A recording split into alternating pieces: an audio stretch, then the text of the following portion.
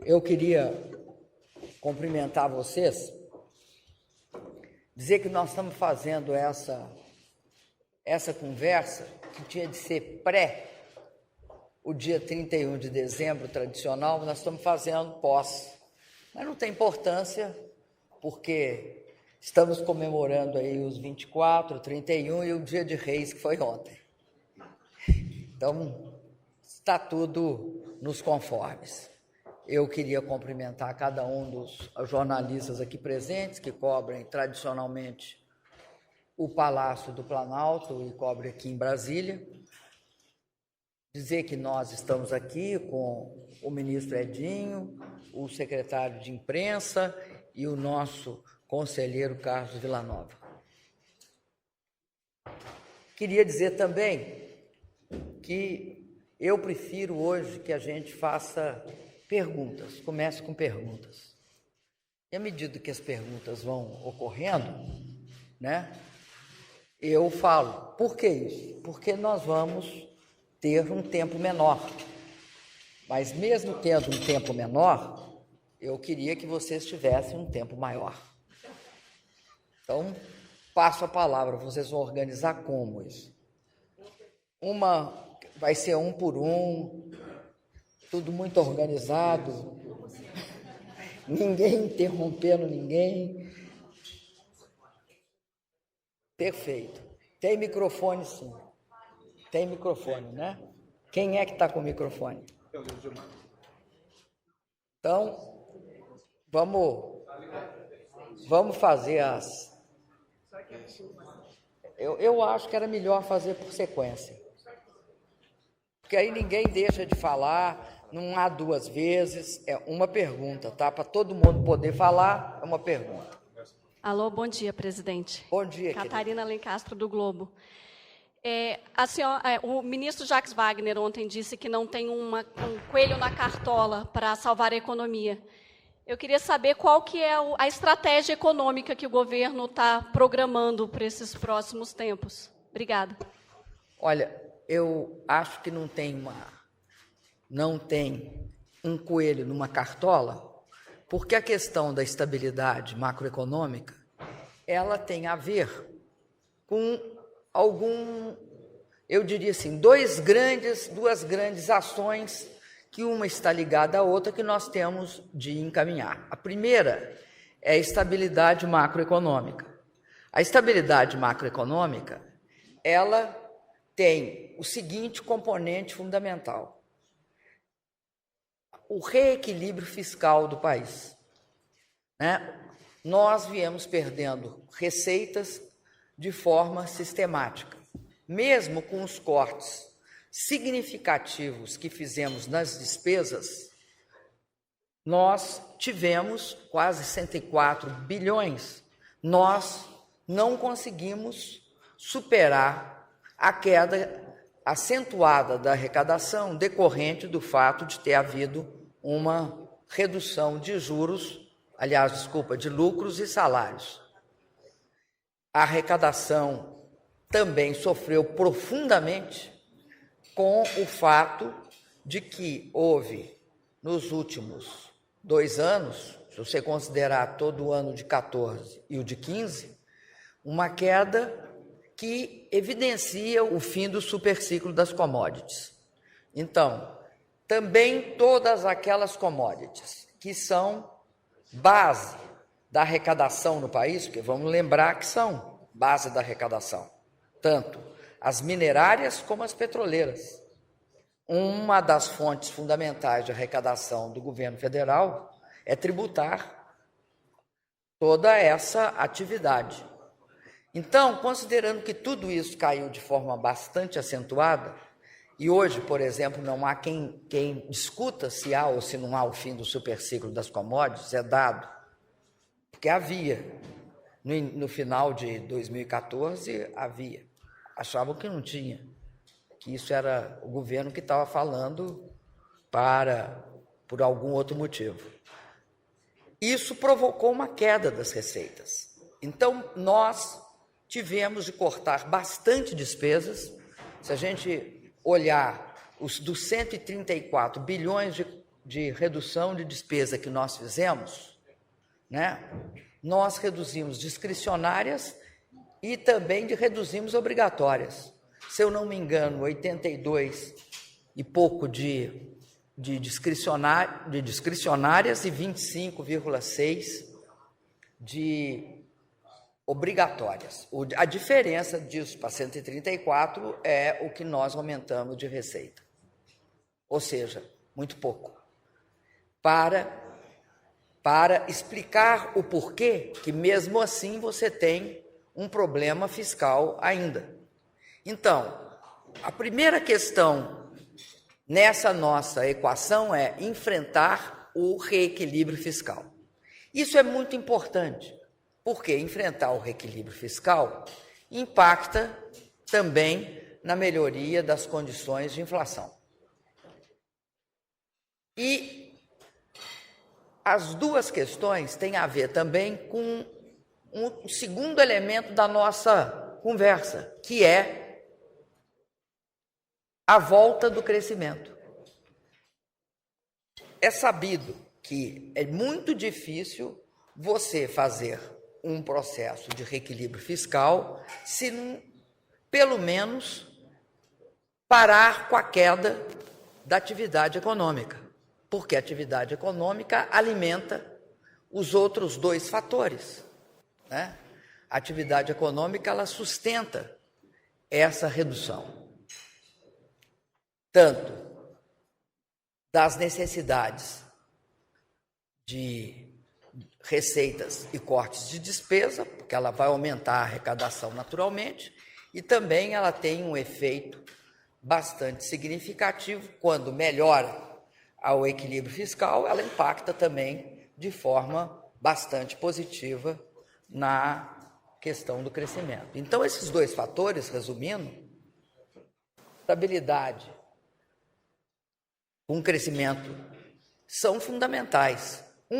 Para garantir a estabilidade fiscal e o combate à inflação, e o outro para realimentar isso de forma sustentável, para que a gente possa, de fato, superar esse processo. Então, vamos dizer, no conceito geral, seria isso.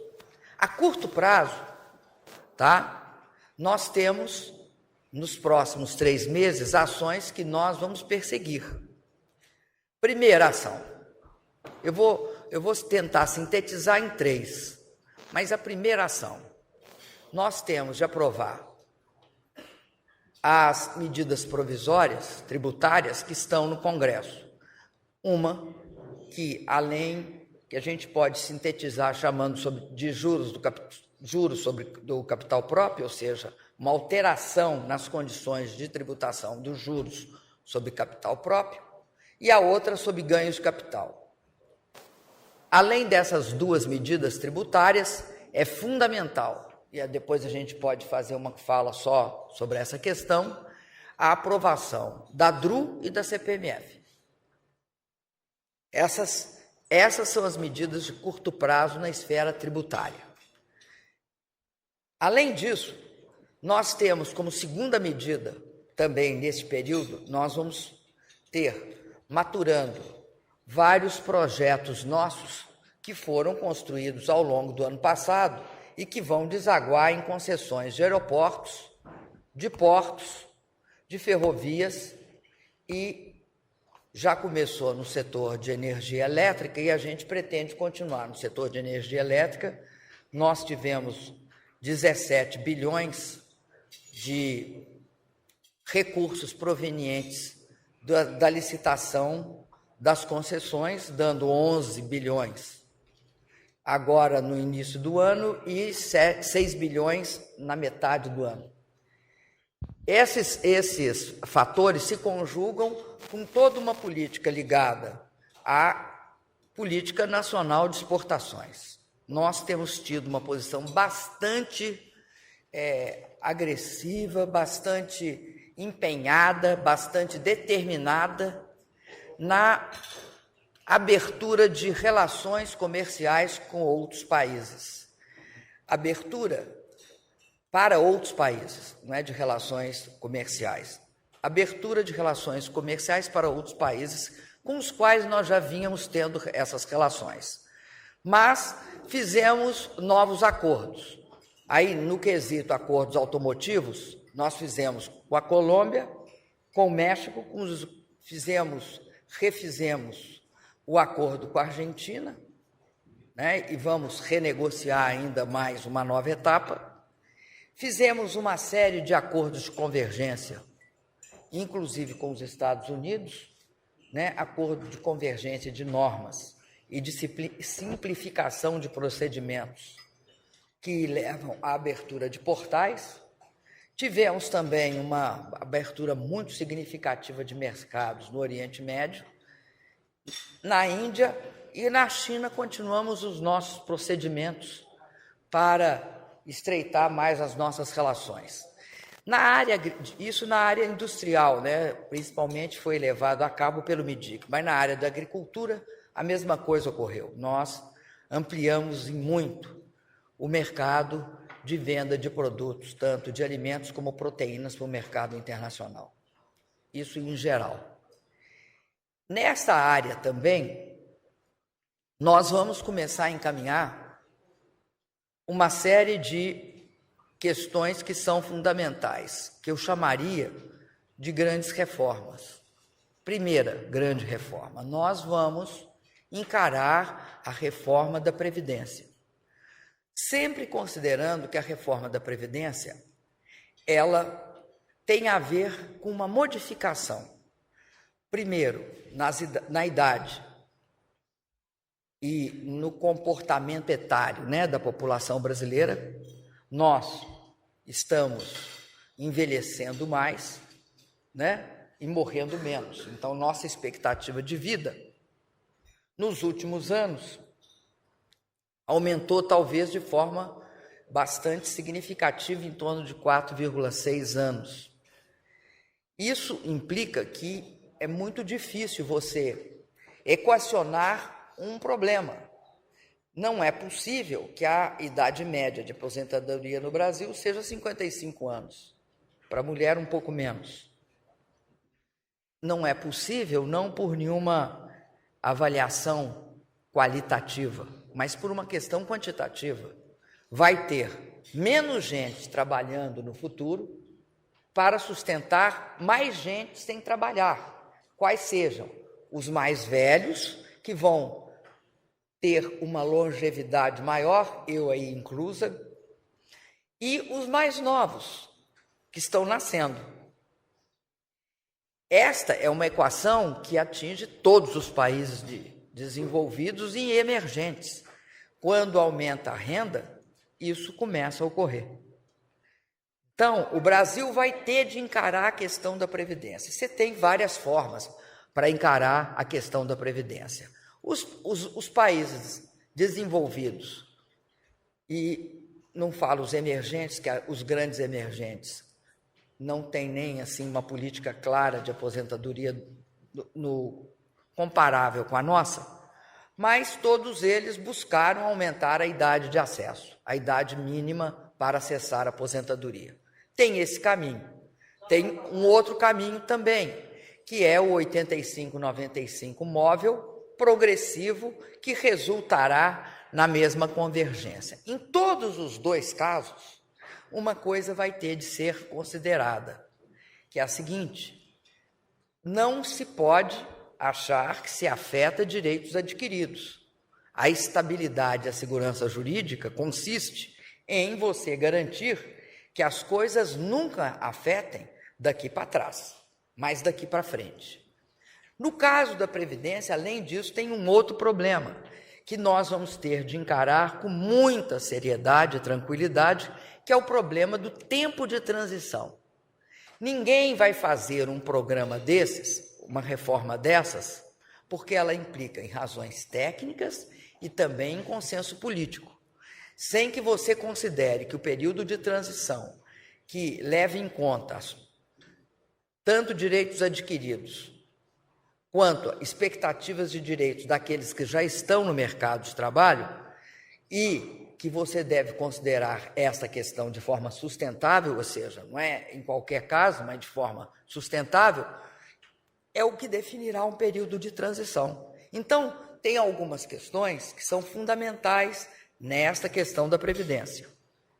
Nós pretendemos abrir esse debate chamando o Fórum de Trabalho e Previdência, que é um fórum quadripartite, que é trabalhadores, empresários, governo e Congresso. Nós também vamos levar essa discussão dentro do Conselho de Desenvolvimento Econômico e Social. Nós vamos levar essa discussão com todos os setores.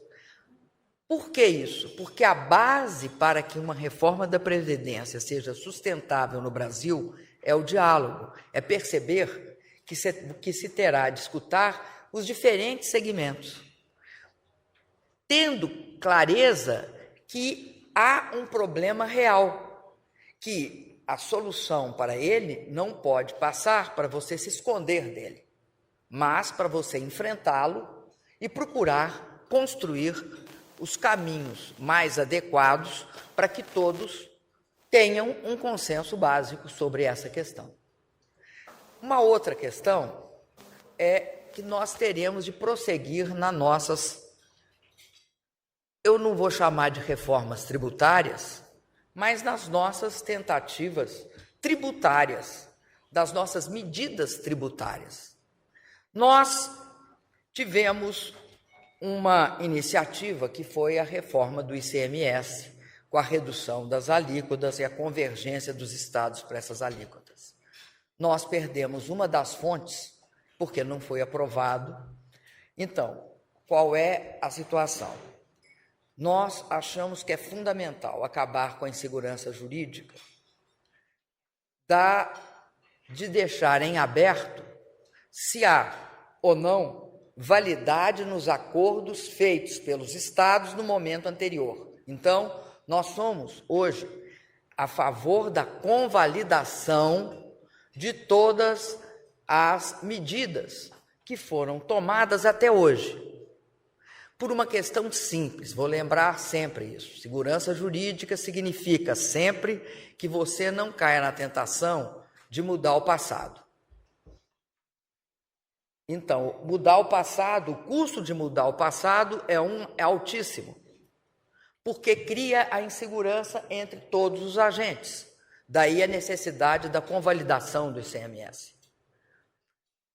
A segunda questão é que nós vamos ter de fazer uma discussão de qual vai ser a nossa estratégia diante do fato de que nós não temos como uma fonte de fundo, o recurso que estava previsto da repatriação, integralmente. Temos uma parte, não temos todo. A terceira questão, que são medidas tributárias que compõem um grande processo de alteração da base tributária no Brasil, é o imposto indireto principal do governo federal, é o PIS/COFINS. O PIS/COFINS tem toda uma complexidade e, eu diria assim, uma quantidade de créditos que ficam pela cadeia fora, criando uma série de problemas.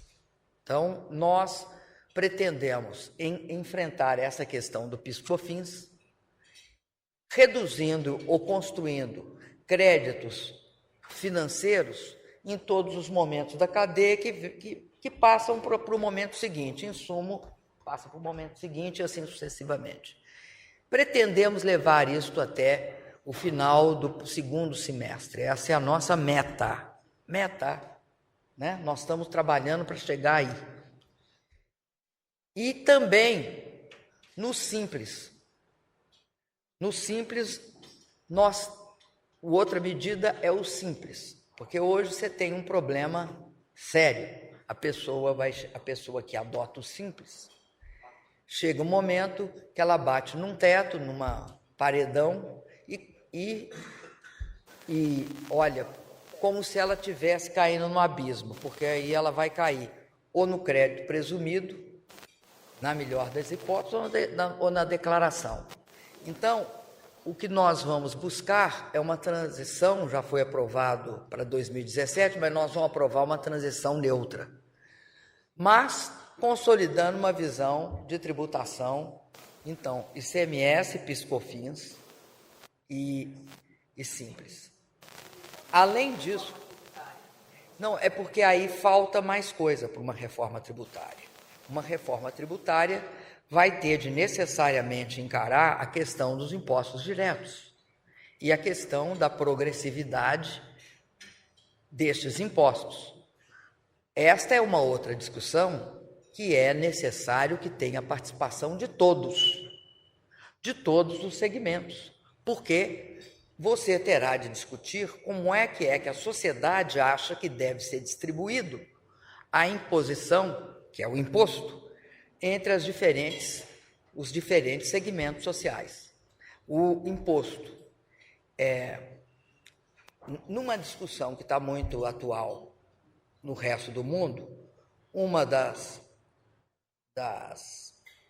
alegações, eu falo alegações porque tem gente que discorda e tem gente que concorda, que a desigualdade tem uma raiz profunda na questão da imposição, dos impostos diretos serem menos atuantes do que os impostos indiretos. Os impostos indiretos são regressivos, ou seja, independentemente da renda, ele afeta todo mundo, e assim ele pesa mais sobre quem tem renda menor. O imposto progressivo não, ele pesaria mais sobre quem tem renda maior. Então, essa discussão, ela tem de ser aberta na sociedade. Ela tem de ser claramente discutida, né? E nela tem várias variantes. Tem propostas no Congresso, eu estou falando das existentes lá dentro do Congresso, para vários tipos de imposição. De uma certa forma, juros sobre capital próprio e ganhos de capital são impostos diretos. Tá? São impostos diretos. Então, eu falo que nós estamos encarando a base tributária do país, que é de impostos indiretos, e tornando ela mais adequada ao país. Além disso, eu queria tratar aqui de uma questão.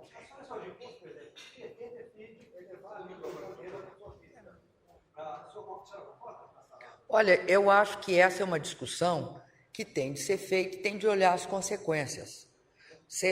Qualquer medida impositiva que você tomar, ela tem consequências. Veja você, Valdo, que nós, muito bem intencionados, fizemos a desoneração da folha. O que nós queríamos com a desoneração da folha? Nós queríamos que houvesse uma melhoria das condições de competitividade das empresas brasileiras, porque nós não estávamos, naquele período, desempregando. O Brasil mantinha as taxas menores de desemprego entre os países desenvolvidos e emergentes. Todos os países desenvolvidos não só estavam desempregando, como estavam cortando o salário de uma forma bastante significativa. Isso ocorreu tanto na Europa quanto nos Estados Unidos. Nos Estados Unidos chegaram a reduzir no setor automobilístico mais de 25% a 30%, se eu não me engano.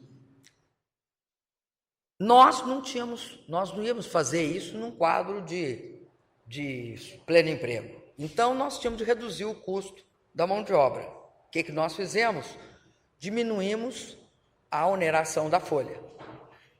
Esta é uma medida é a típica medida anticíclica. Nela, foi comprometido 25 bilhões de reais. Ou seja, o governo deixou de arrecadar 25 a 26 bilhões de reais. Num momento de pleno emprego, se justificava perfeitamente uma situação dessas. Num segundo momento, que é o momento em que nossa economia começa a mostrar sinais que está perdendo força, nós tínhamos de reverter essa situação, porque não podíamos continuar abrindo mão dos mesmos 25 e pouco bi. O que nós fizemos? Nós reduzimos, nós não acabamos com a desoneração integralmente, nós reduzimos o montante que era desonerado E aí, em vez de perder 25, eu acho que nós passamos a perder 12. A mesma coisa acontecerá com qualquer imposto. Meça as consequências dele.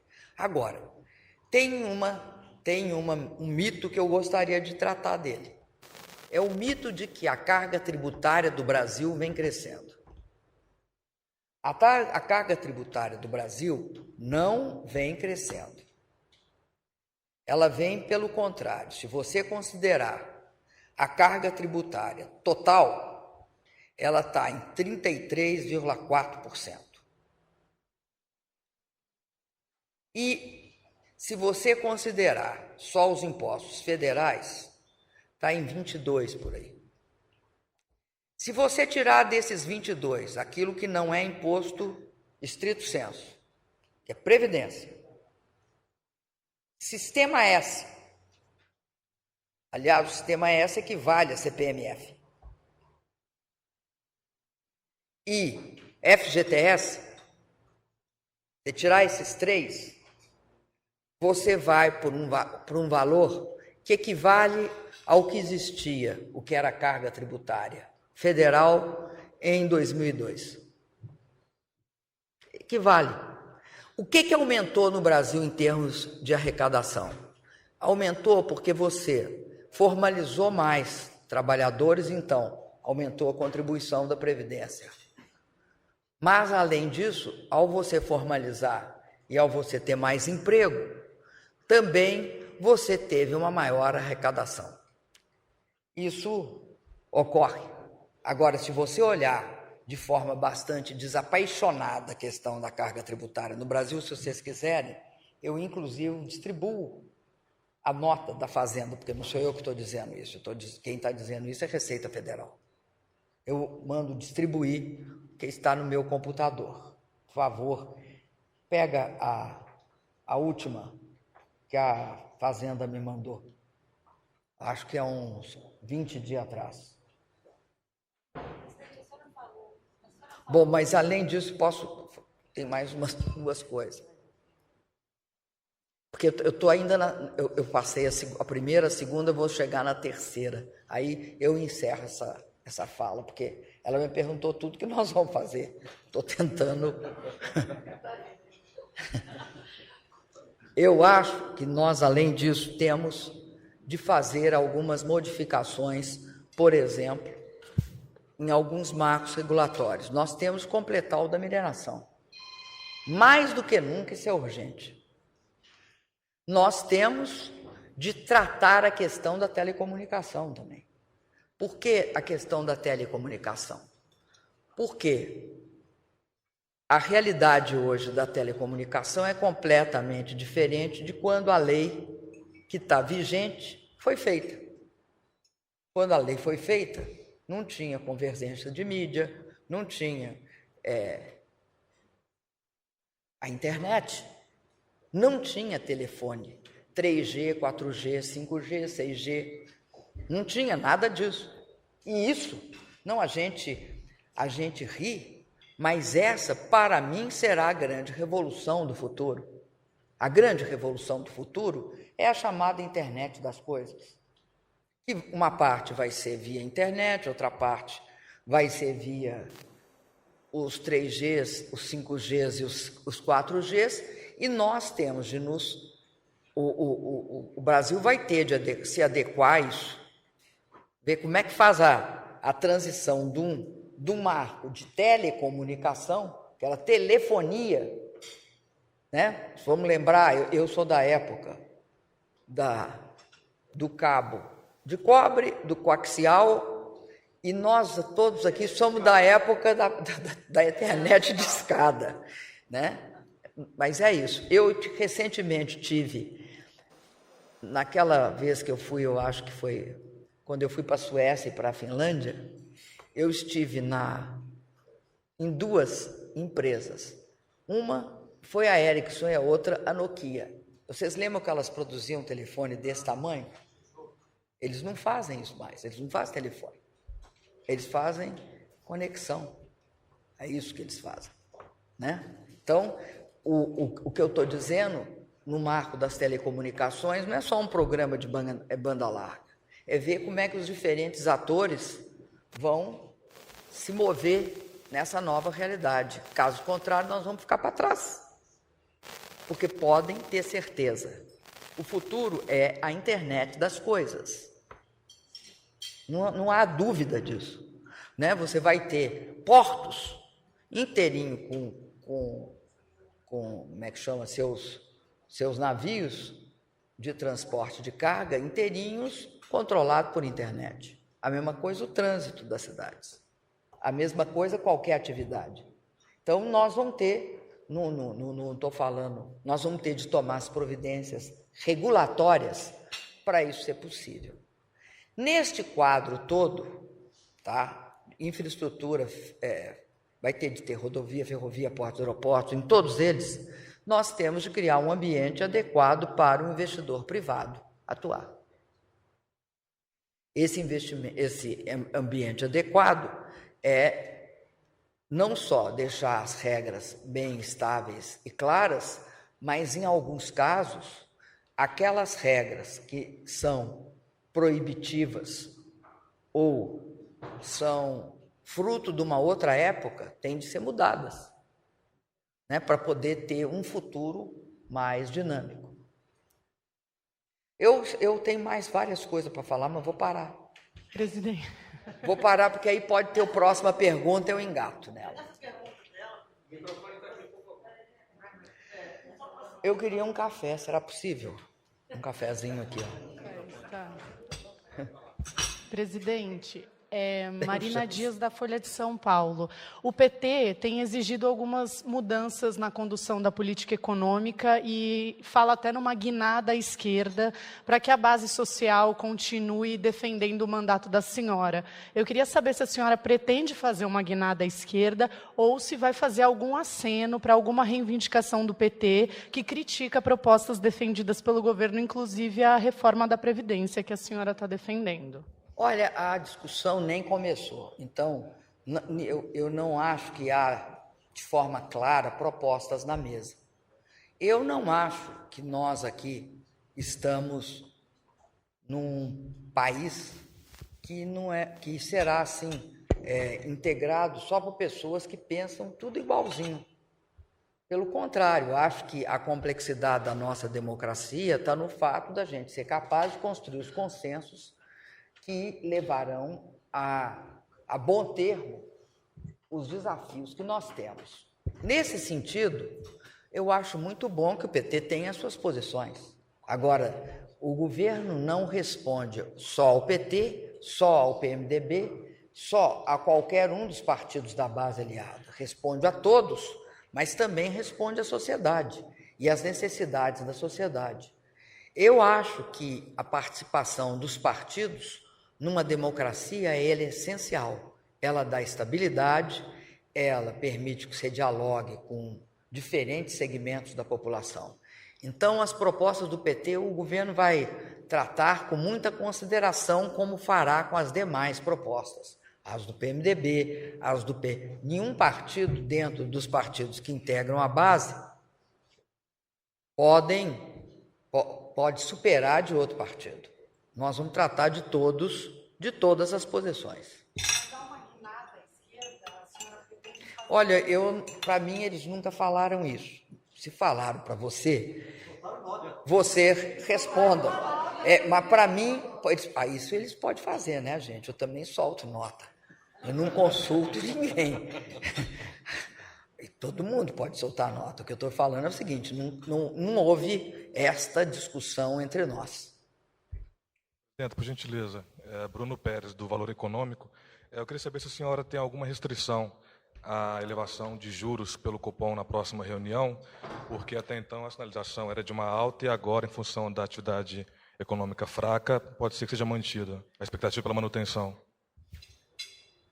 Eu há muito tempo, não me manifesto sobre juros. A avaliação da senhora qual que é? Eu não me manifestar inclui não analisar, não falar e não tecer qualquer consideração, por um motivo muito simples. Esta é uma área muito delicada para alguém ficar dando palpite. Eu sei que todo mundo dá palpite nessa área. Agora, os palpites são diferentes. Não é adequado para que alguém do governo, que não seja o presidente do Banco Central, trate disso. Não acho adequado. E nem terá autorização do governo para fazer. Presidente, acho que não está funcionando, tá. Cristina Lemos, da TV Record. A propósito da declaração da senhora é empenhar-se no reequilíbrio fiscal e priorizar a reforma da Previdência e esses pontos da reforma fiscal, eventualmente questões relativas também às regras trabalhistas. Crescimento econômico também, viu, Crescimento econômico, pois então, está na lista, presidente, está anotado. Crescimento econômico. Eu pergunto à senhora, nós estamos iniciando um ano eleitoral em que a questão da popularidade da senhora vai influir muito na competitividade dos candidatos petistas, assim como dificilmente o Congresso votará medidas que considere impopulares. Eu lhe pergunto, a oposição, ainda ontem, eu entrevistei um líder importante da oposição que, de certa forma, festejou o fato da senhora querer mudar regras da Previdência numa altura dessa do campeonato. Diz que isso é um suicídio político, a senhora estaria brigando com parte importante das bases de apoio, tanto do PT quanto do governo. A senhora acha que realmente há viabilidade política de aprovar no Congresso regras, mudanças profundas, estruturais, tanto na Previdência quanto na área trabalhista, segundo a gente tem informação de que, tem notícia de que é a intenção da área econômica? Olha, nesta questão das alterações na Previdência, eu acho que a oposição no Brasil ela tem de ter um certo, pelo menos um mínimo de compromisso com o país. Se não tiver, se os partidos políticos de oposição não tiverem um mínimo de compromisso com o país, eu acho que a sociedade brasileira tem maturidade suficiente também para lhes fazer a crítica. Por quê? Porque estariam tendo um comportamento que coloca seus interesses eleitorais na frente dos interesses do país. Acho que a discussão sobre a questão da Previdência, ela tem de ser respeitosa em relação aos trabalhadores, aos empresários, aos parlamentares e aos diferentes partidos. Agora, esse respeito é no sentido de se procurar criar o melhor consenso possível. Acho que as responsabilidades são do governo em propor, mas também a responsabilidade é da oposição em encaminhar ou de um jeito do quanto pior, melhor, que tem sido a característica no último ano, ou ter uma atitude construtiva com o país. Você pode fazer oposição, sim. Você deve fazer oposição.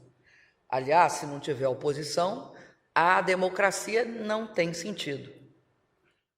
Mas há que ter também consideração pelos interesses gerais que regem a vida econômica e social do país. Então, eu te digo uma coisa. Acho que a crise de representatividade que muita gente fala que há em relação à democracia, uma das razões dela é essa, é que os interesses são filtrados por interesses menores.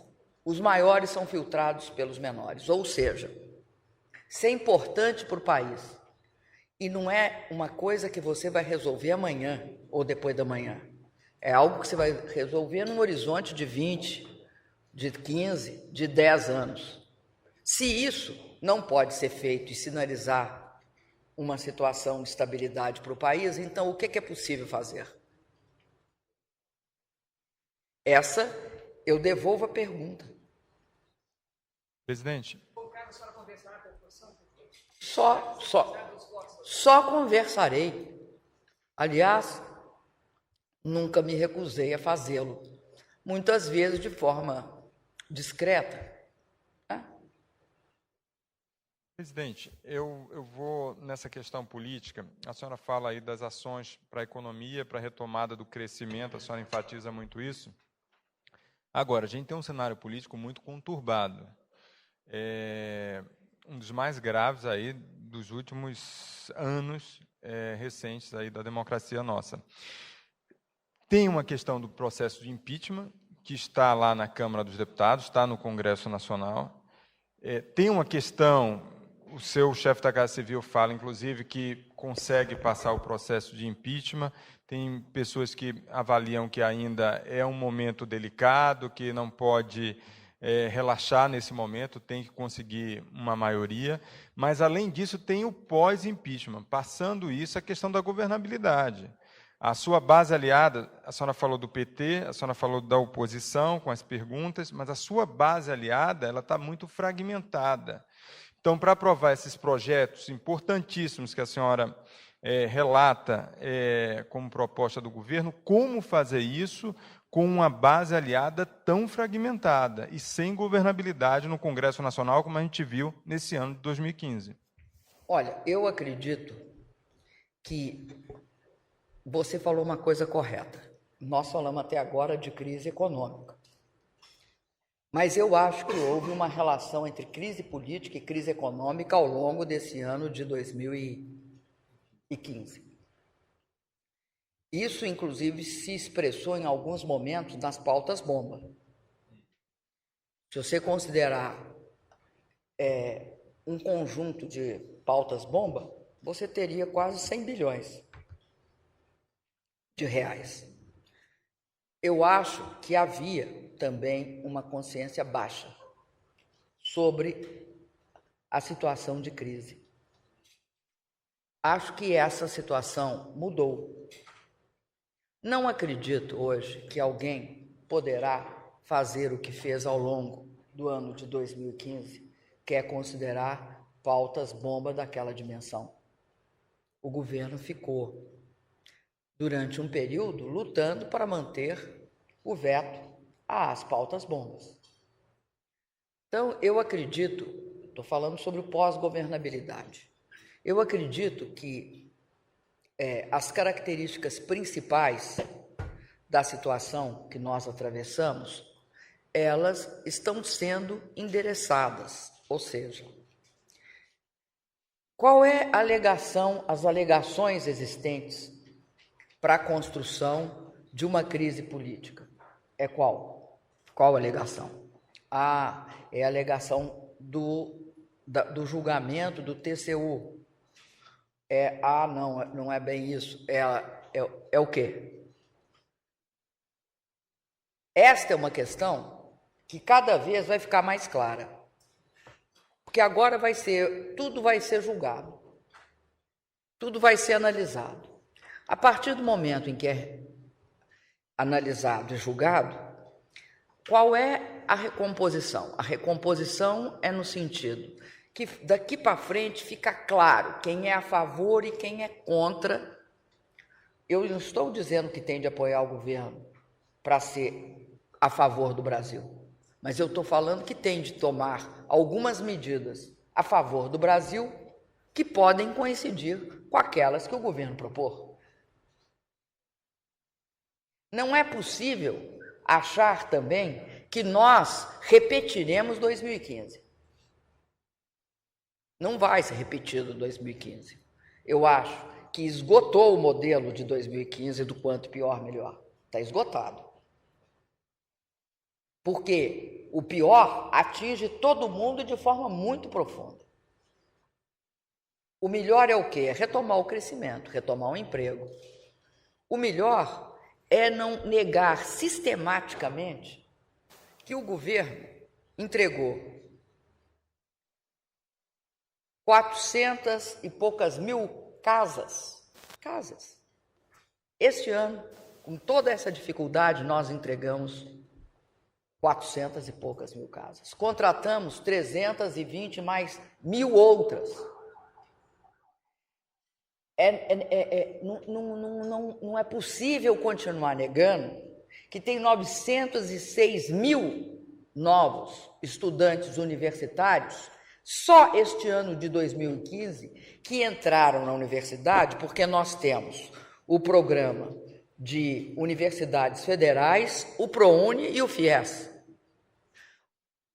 Eu acho que tem uma grande divergência entre nós. Tem gente que propõe, que fala, que eu acho que tem uma contradição que é a seguinte: nós achamos que nós temos de reformar as políticas sociais para mantê-las. Tem gente que acha que nós temos de cancelar as políticas sociais. Reformar as políticas sociais para mantê-las é garantir que o foco delas seja preciso. Quando nós alteramos a questão do seguro-desemprego e do seguro-defeso, é porque a gente considerava que o foco estava distorcido, ou seja, estava recebendo de uma forma que não devia receber. A mesma coisa no FIES, que deu toda aquela confusão. O FIES, o que nós fizemos? Nós acabamos com o fato de que tinha gente que ganhava 0 em português e que tinha acesso a um crédito subsidiado. Nós acabamos com o fato de que tinha instituições que não passavam nos critérios nossos em relação aos outros programas e que foi deixado solto porque aquilo era financiamento, não era dinheiro de OGU. Erro nosso. Mas é isso que nós alteramos. Nós mudamos, demos um outro foco também e fizemos 1.100.000 Pronatec. Nós estamos acabando com todas as dificuldades, nós estamos acabando a interligação do São Francisco. Nós vamos entregar a interligação do São Francisco. E agora nós temos de nos preocupar fundamentalmente com a revitalização do Rio São Francisco. E se você me disser da onde que vem todo o assoreamento, vem de não preservação, obviamente, de nascentes, de recarga, de área de recarga, etc., mas vem de um assoreamento brutal decorrente das atividades humanas. Para vocês terem uma ideia, só 9% das margens do Rio São Francisco tem assoreamento decorrente, só 9% do assoreamento do São Francisco é decorrente das margens. O resto vem tudo das mini-bacias. E, portanto, vem todos da exploração humana na região. O que eu estou querendo dizer é o seguinte: o governo não só não está parado, nós mandamos os aeroportos, todos estão no TCU, o governo vai continuar tomando as medidas cabíveis. É óbvio que nós refizemos várias coisas. Nós acabamos com vários subsídios, outros nós não acabamos, nós só reduzimos. Nós demos 186 bilhões para o setor da agricultura comercial, quase 28,9 para o setor de agricultura familiar. Eu acredito que as empresas brasileiras, diante do câmbio, porque essa situação do câmbio é uma situação que afetará todos os emergentes, né? Ontem todo mundo dava a história do México. Vai afetar todos os emergentes. Óbvio, nós fomos mais afetados, eu não discuto isso. Agora, nós também conseguimos fazer um superávit comercial de 19 bi. Eu acredito mais na substituição de insumos que antes eram importados ou outros bens pela produção interna, como uma forma de recuperação, assim como ocorreu nos Estados Unidos. Nós não sabemos qual é o piso do petróleo. Ninguém sabe qual é o piso do petróleo. Tem gente que fala que vai chegar a 20. Tem gente que fala que vai ficar nisso, 35, 36, 35, 36. Não vai passar disso e depois... e agora ainda tem a variável Irã, Arábia Saudita, que também ninguém sabe o que vai dar. Agora, nós estamos recompondo também todas as condições, porque a Petrobras Não é a Lava Jato, a Petrobras. A Petrobras é uma queda brutal no preço do petróleo. Como a Vale é uma queda brutal no preço do minério. Essas duas empresas, elas são importantíssimas no país, junto com as demais empresas. Mas eu dei os dois exemplos porque nelas o efeito externo é visível. Então, o que eu estou dizendo é que não é possível a gente trabalhar com um horizonte de 2016 igual de 2015. Como não ocorreu em 2015 o que tinha ocorrido em 2014. As projeções de 2015, nenhuma, para infelicidade nossa, nenhuma se verificou. As projeções do mercado, não estou falando as do governo, estou falando as do mercado. Então, o que eu quero dizer é o seguinte: o governo está atento, o governo vai tomar as medidas,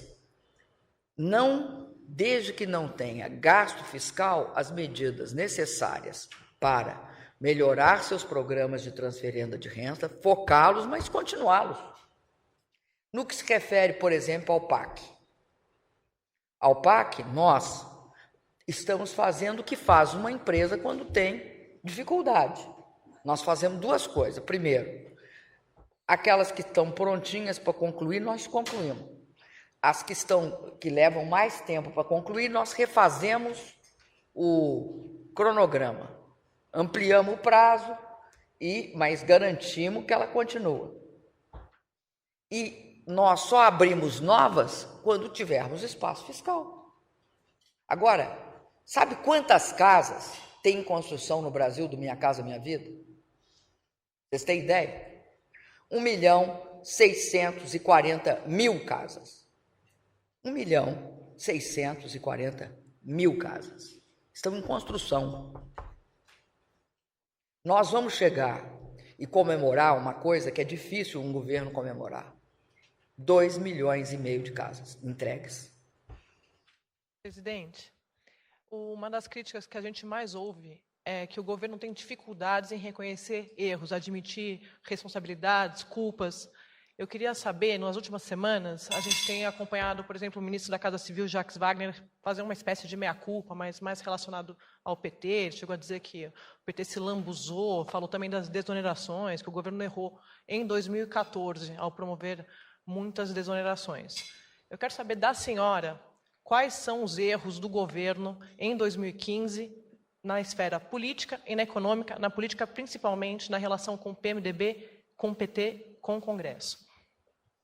Olha, eu vou te falar o seguinte: acho que o maior erro do governo, não estou falando de 2015, não. Estou falando de 2014, ele tem repercussão em 2015.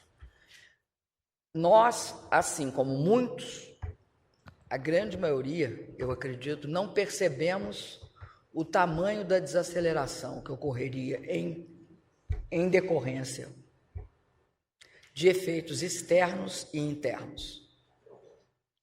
Externos, eu vou repetir: crise das economias estratégicas com as quais nós nos relacionamos e o mundo se relaciona, ou seja, diminuição do crescimento de alguns países do mundo.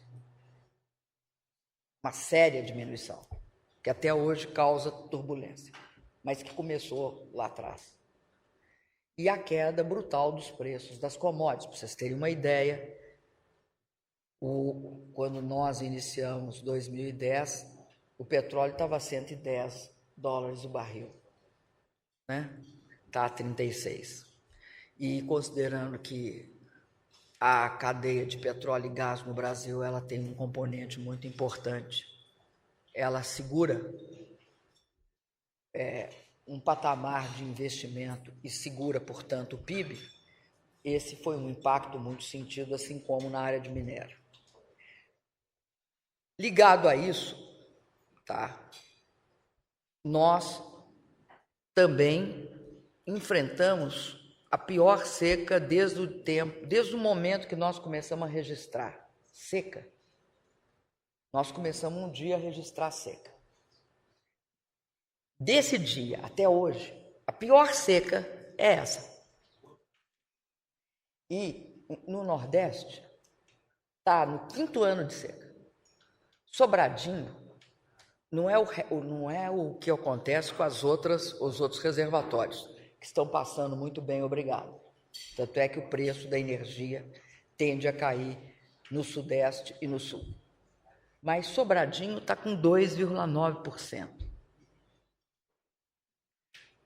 O Rio São Francisco está com quase todos os seus reservatórios desse tamanhozinho. Por que eu falo isso? Porque nós tivemos de dar um baita de um aumento na energia, quando começa esse período a ficar claro que vai ter seca, porque você nunca sabe de antes se vai ter seca. Você sabe quando começa, chega o tempo úmido e não chove. Chega o tempo úmido, não chove, você tende a soltar as térmicas. Soltou as térmicas, o preço vai na lua. Então, esse é um outro fator. Eu acho que esses erros, você pode ter tido outros também, não ter tido rapidez de tomar alguma medida. Eu acho que qualquer atividade humana, ela é passível de erro. No caso do governo, nós ainda temos uma outra coisa que geralmente é um lugar onde pode dar erro, que é na gestão. É na forma como você age todo santo dia, na forma pela qual cada um dos ministérios tem a sua ação. E muitas vezes, eu acredito que uma das outras grandes reformas que nós vamos perseguir, eu acho que eu estava esperando que vocês me perguntassem, é a reforma administrativa, presidente. Então, eu já respondo. A reforma administrativa é algo que você tem de olhar todo santo dia. Nós vamos continuar fazendo a reforma administrativa. Vocês sabem por que nós vamos continuar fazendo a reforma administrativa? Porque ela é crucial para você reduzir os erros do governo. O que são os erros do governo? A burocracia. A burocracia talvez seja o maior equívoco de um governo. É você exigir uma quantidade de ações, papéis e iniciativas da sociedade para poder fornecer um serviço, uma regulação ou dar uma permissão, enfim.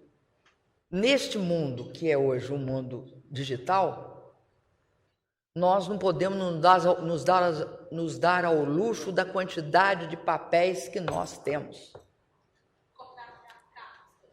Cortar cargos também. O diabo de cortar cargo é o seguinte, eu sempre dou esse exemplo, e vocês devem lembrar dele, os mais antigos. Quando eu entrei no governo em 2003, eu fui para o Ministério de Minas e Energia. Eu não lembro mais o número de motoristas. Tinha 23 motoristas e um engenheiro. Mais ou menos essa relação. O problema dos cargos no governo é a inadequação dos cargos. Né? A inadequação. O fato de que você, num governo, não tem a mesma liberdade que tem numa empresa. Você não tem a mesma liberdade. Então, o que você tem de fazer? Você tem de respeitar o funcionário público, formar o funcionário público, exigir do funcionário público com retribuição do que ele faz. Por quê? Ele é o agente. Né? Não existe Estado sem pessoas. As pessoas são as mais importantes. Então, reforma administrativa não é cortar cargo, gente. Isso é uma visão antediluviana. Reforma administrativa pode ser cortar cargo, ministério, secretaria. Reforma administrativa é a adequação das pessoas nos cargos. É uma pessoa ser capaz de exercer aquela função para a qual ela foi indicada de forma efetiva, eficaz, eficiente, respeitando a população. E ela sendo respeitada, é óbvio. Então, tem um lado mais difícil da reforma, que é esse, que é qualitativo. É esse que implica em você melhorar as práticas de todas as entidades, de você ser capaz, por exemplo, de transformar e de dar espaço para eu vou falar, algumas agências, elas são estratégicas.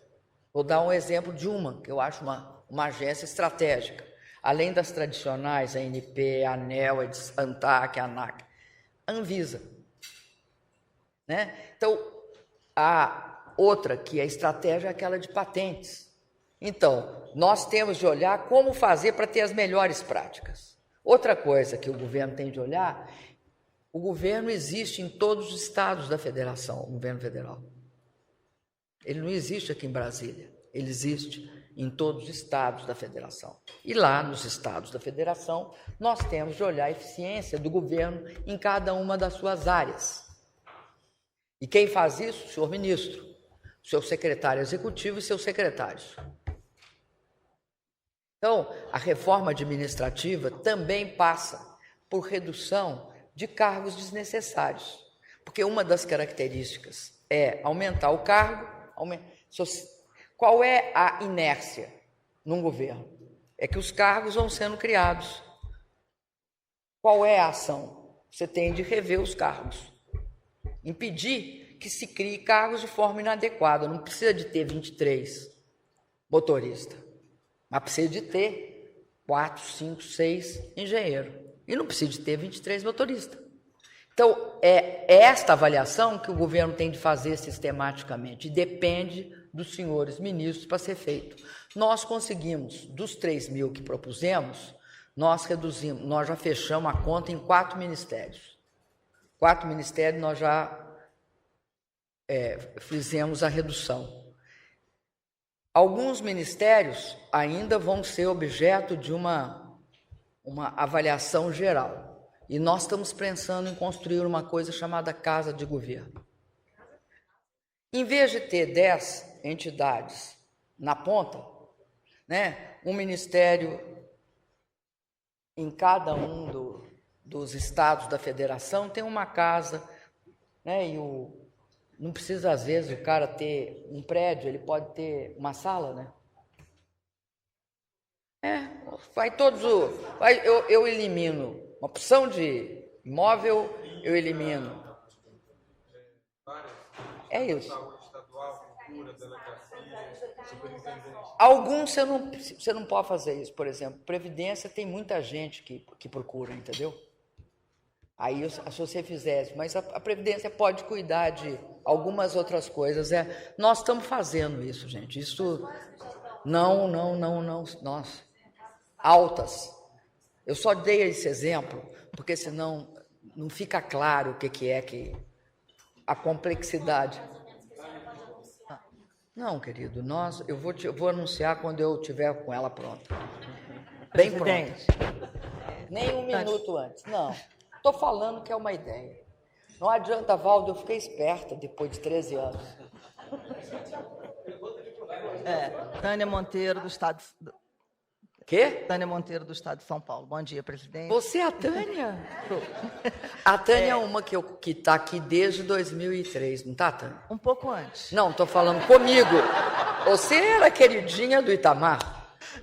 Tânia? Antes. Presidente, algumas denúncias atingem importantes integrantes do governo. Hoje, tem notícias sobre denúncias contra o ministro Jacques Wagner e também o presidente da Petrobras.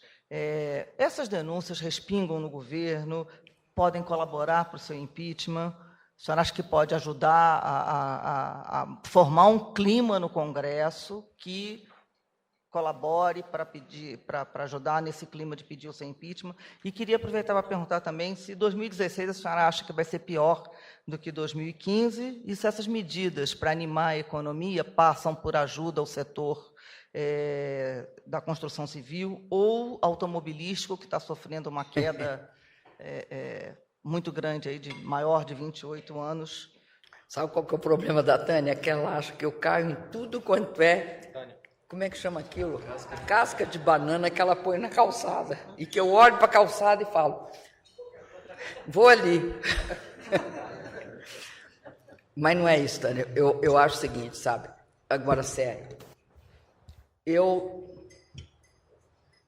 tenho certeza que poucos governos tiveram uma relação tão clara, tão explícita na garantia das condições de investigação de todas as questões.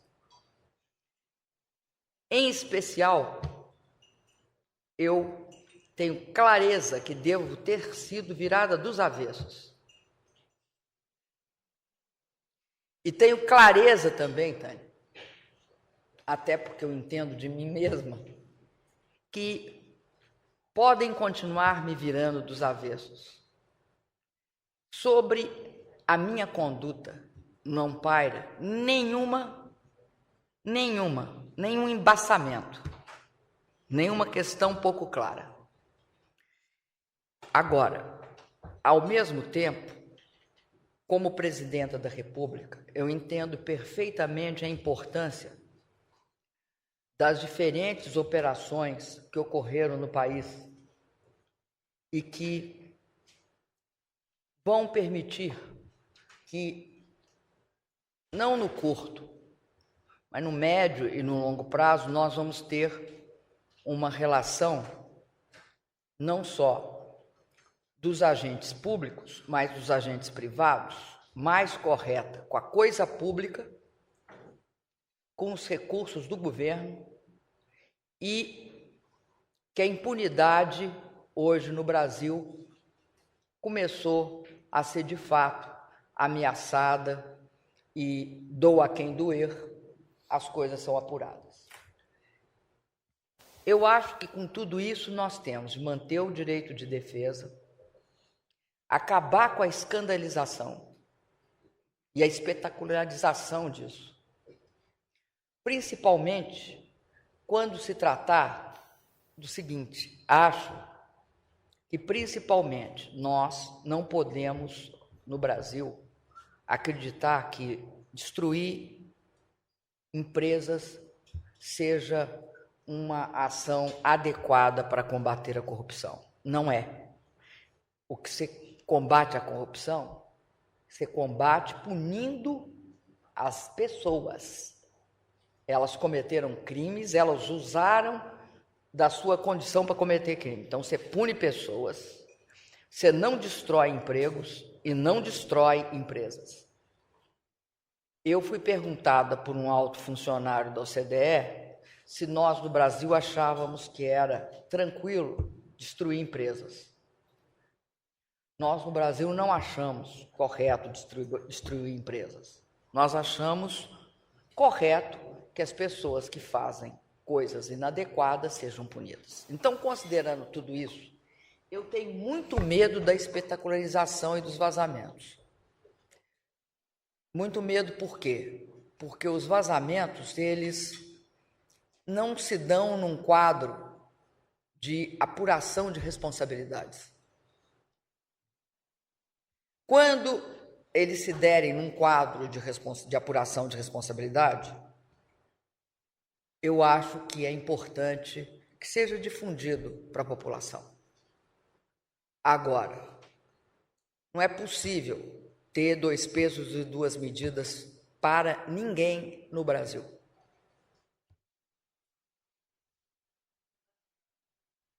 É só você fazer contagem de páginas de notícia que você descobre para quem é.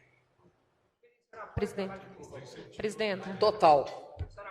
Integralmente. O apoio do trabalho do Ministério Público, da Polícia Federal e da Justiça, tanto o STJ quanto o Supremo Tribunal Federal e o Sistema Judiciário. Se a gente não tiver isso, minha querida Cristiana, nós como país, não daremos um passo necessário. Quando a senhora fala em vazamento, espetacularização, não é uma crítica ao Ministério Público? Não é o Ministério Público que vaza. Não, é que nem empresa, viu? Não vem que não tem, não é o Ministério Público. a instituição Ministério Público, a instituição Polícia Federal. O jogo não é esse, Cristina. Presidenta, bom... Vocês sabem melhor do que eu, é feito com vocês? Presidenta. A política automobilística. Você está perguntando se nós vamos dar isenção fiscal, é isso? Nós não estamos pensando não, Sandra. Não. Mas tem projetos para beneficiar essa. Olha, nós fizemos o programa de proteção ao emprego, em conjunto com o pessoal da indústria automobilística. E acho que foi um programa importante. A gente coloca um pouco, eles colocam outro pouco, e os trabalhadores outro pouco. Agora, tudo que nós pudermos fazer para garantir que haja crescimento em alguns setores, nós faremos, sim. Não tem nada demais isso, não. Financiamento BNDES? Desde que a gente não tenha de subsidiar, o BNDES tem todas as condições de financiar. Nós achamos, inclusive, que o BNDES tem de fazer uma linha de capital de giro para aquelas empresas que são as mais frágeis, as médias, as pequenas, as micro. Agora, não é necessário, nessas circunstâncias em que nós estamos, haver subsídio. Tirante o do Minha Casa Minha Vida, né? Vocês não estão falando nele não, né? Ou alguém aqui está propondo acabar com o subsídio do Minha Casa Minha Vida, que é o maior que o país paga.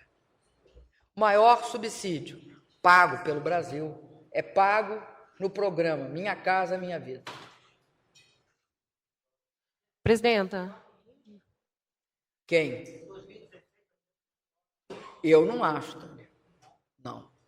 Eu, inclusive, quero te dizer o seguinte, o governo está empenhado em garantir que não seja.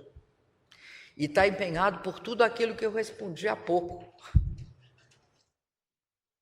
Nosso companheiro do Globo ali. Presidenta,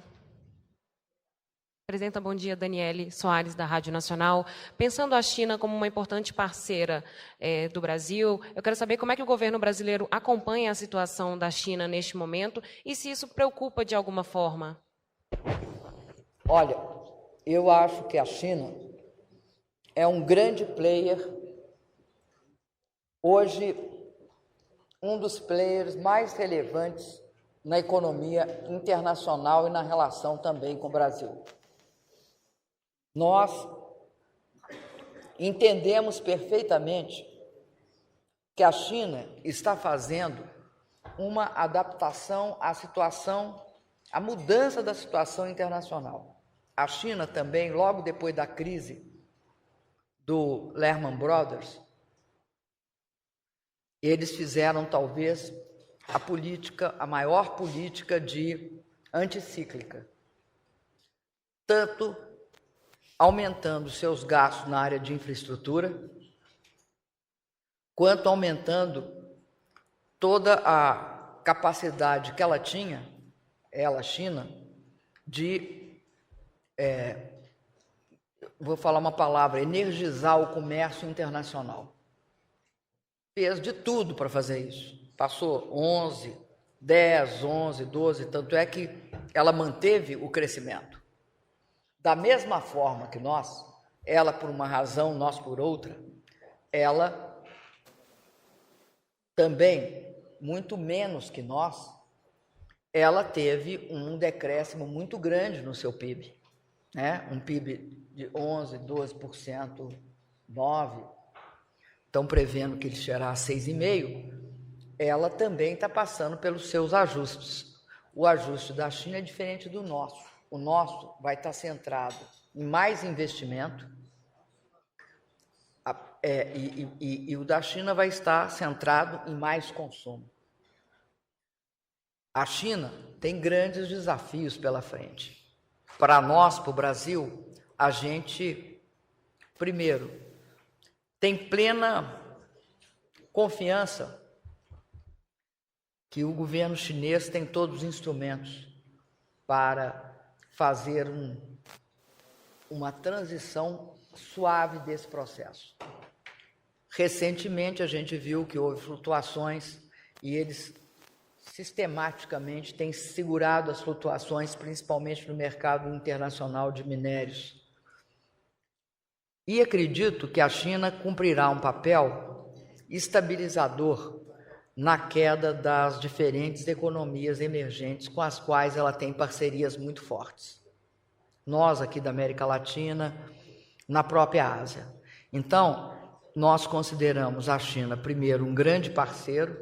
Todos os nossos programas com ela estão em andamento. Um dos fatores que nós vemos também em 2016 com bem mais otimismo é porque uma parte desses programas amadurece agora. Nós concluímos o processo de capitalização dos BRICS, do Banco dos BRICS, e acredito que é importante para o mundo que a China recupere seu nível de crescimento econômico. É importante até para os Estados Unidos. Bom, presidente, Denise Rotenburg, Correio Brasiliense. Duas perguntinhas aqui. Primeiro, a senhora falou muito em aprovar a DRU, a CPMF.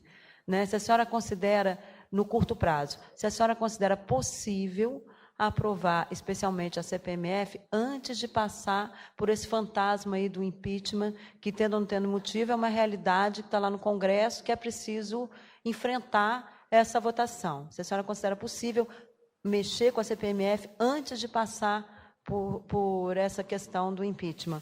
E o segundo, está se falando muito em uso das reservas cambiais para financiar o crédito. E alguns economistas começam a dizer que isso aí pode representar como é que chama? Vamos limpar o tacho, né? E aí pode dar problema, pelo menos não é a minha área, mas enfim, há esse receio.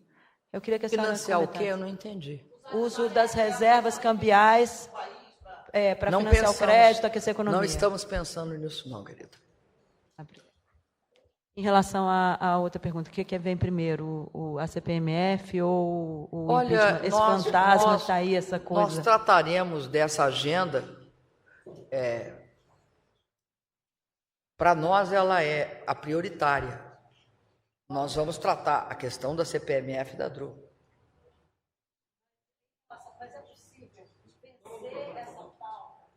Mas é possível vencer essa pauta antes do impeachment? Porque tem a coisa do impeachment. A senhora quer primeiro... O Brasil não pode parar, ficar esperando quando vai ser, como é que vai ser. Nós temos de tratar as duas coisas simultaneamente. Mas politicamente é possível? Para nós, terá de ser.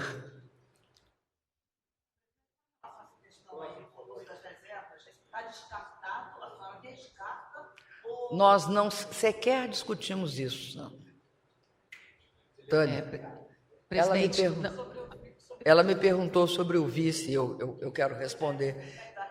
Tá, ótima relação.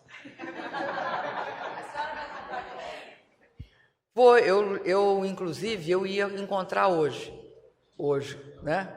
Mas eu não vou poder encontrar hoje, porque eu saio daqui e vou ter de ir lá. Quem é que tem filho? Todo mundo tem filho. Vocês sabem as consequências da gente não aparecer. Nossa, é caso, né? Gravíssimo.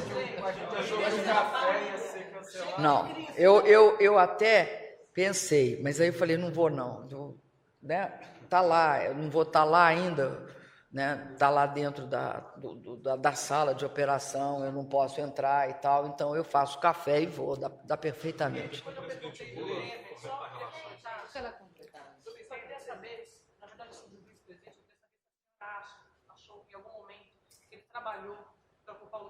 Não acho.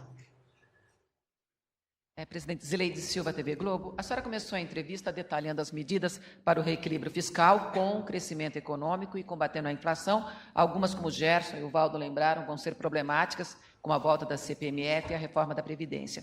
Amanhã nós vamos conhecer finalmente a inflação de 2005, que com certeza estourou a meta, né? O que a senhora pensa para a inflação deste ano com essas medidas anunciadas pela senhora, que não serão fáceis, algumas, enfim, vão passar por uma batalha no Congresso ou mesmo pela sociedade? Será que o governo, será que a senhora consegue trazer a inflação para pelo menos próximo da meta da inflação este ano, agora em 2016? Olha, eu acredito que uma das melhores diferenças de 2016 2016, é que eu acho que nós temos todas as condições para esse processo de redução da inflação ocorrer. Aliás,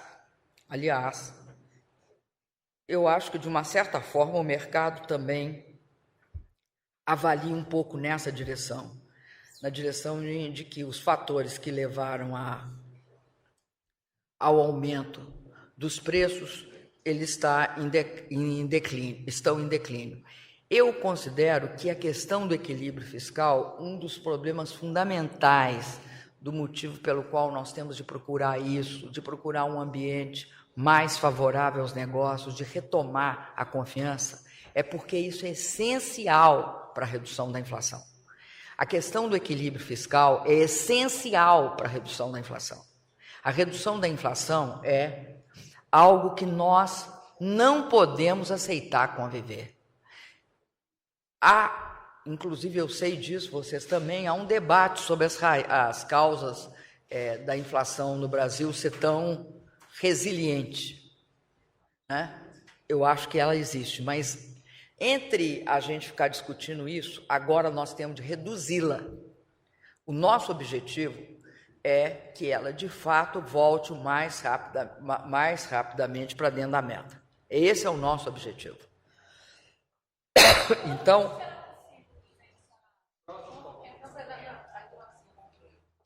ela terminou? Presidente.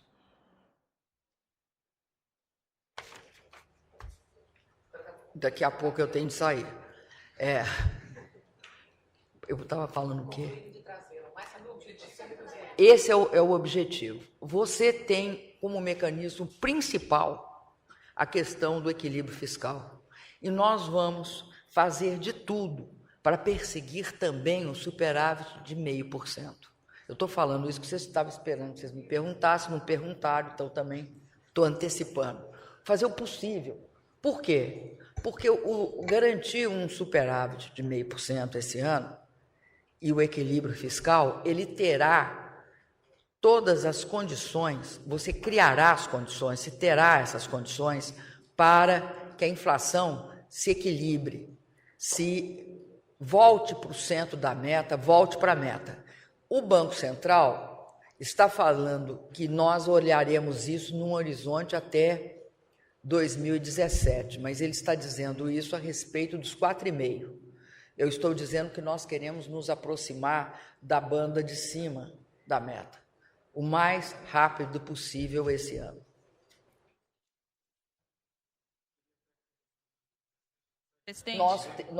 Nós achamos que, se tiver certas condições prévias, aprovação da CPMF, DRU, se nós conseguimos aprovar as duas medidas provisórias, encaminhar algumas reformas, você não precisa de estar com elas prontinhas para ocorrer amanhã. Mas se você tiver esse horizonte, você estabiliza a economia e aí você consegue fazer convergir. Tem que ter, é um processo. Por isso que porque ela me pergunta, quando ela me pergunta o que é mais importante, essa discussão sobre impeachment ou mais importante é a política interna, é ela aqui.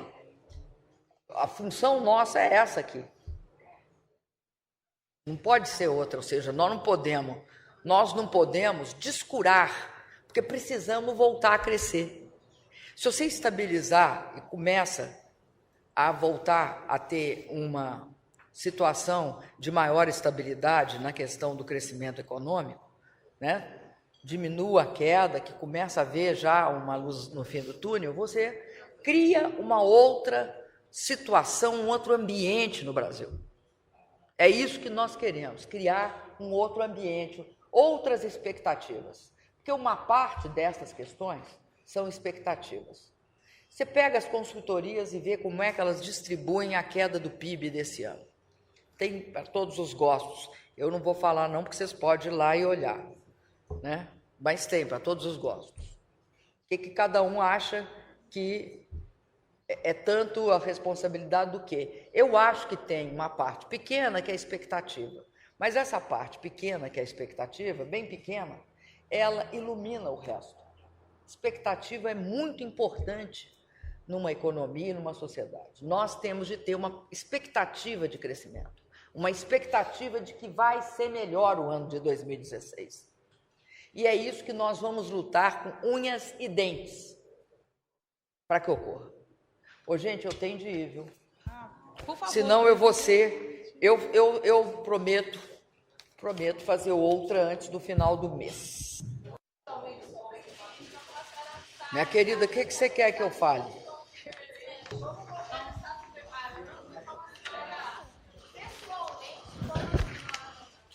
Tem várias Tânias.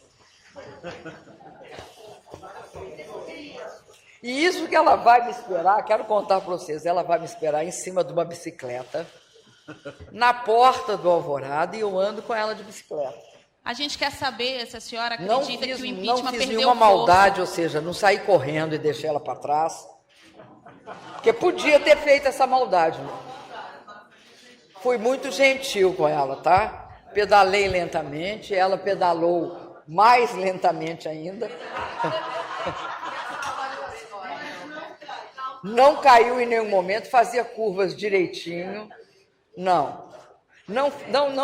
Ela defendeu as cores de vocês.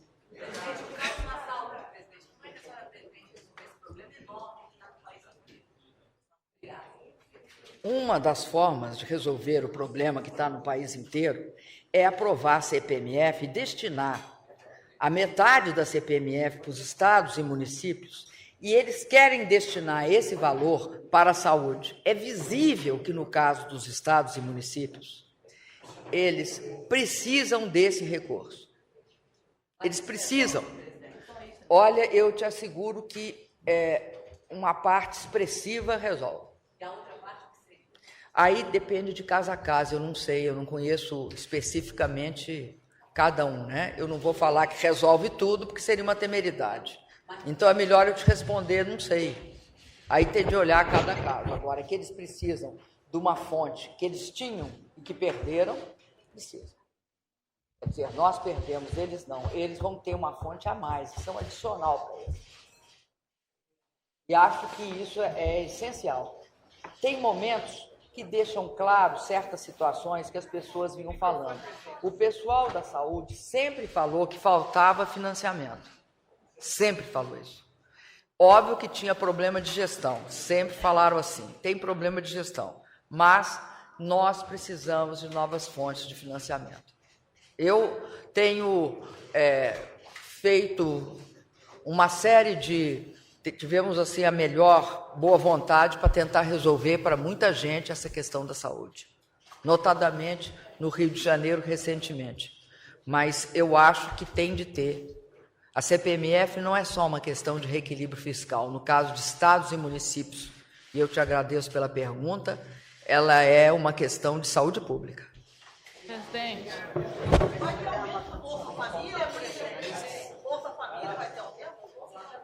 Está previsto no orçamento, mas não é agora,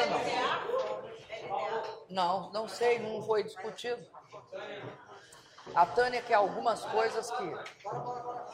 Anda, Tânia, vem. Vocês não vão tirar foto? Não vão.